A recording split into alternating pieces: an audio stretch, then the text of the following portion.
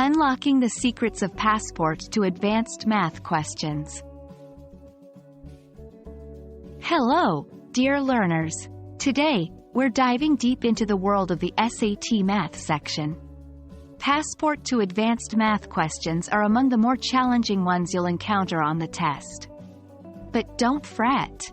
With the right strategies, you can tackle these with confidence.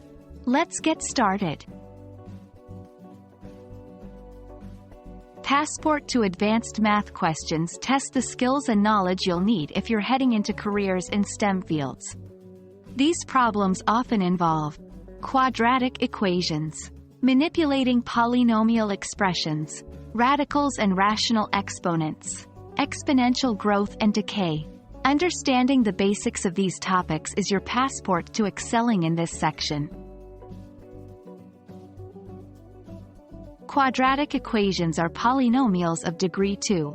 They often look like x2 plus bx plus c equals 0, x squared plus bx plus c equals 0, x2 plus bx plus c equals 0. 1. Factoring. Sometimes, these can be easily factored to find the solution. 2. Quadratic formula. If you can't factor, remember the formula. X equals minus b plus or minus b2 minus 4ac 2x equals frac b pm sqrt b squared minus 4ac 2a x equals 2a minus b plus or minus b2 minus 4ac. Polynomials can look daunting, but remember these key strategies. Combine like terms. 2x plus 3x equals 5x, 2x plus 3x equals 5x, 2x plus 3x equals 5x. Distribute. A, b plus c equals ab plus aka, b plus c equals ab plus aka, b plus c equals ab plus ac. Factor. Look for common terms to factor out. 1. Simplifying radicals. Remember that the square root of a product can be expressed as the product of the square roots. For example, a times b equals a times b, sqrt a times b equals sqrt a times sqrt b. A times b equals a times b. 2. Converting between forms. By 1/2 x caret 1/2.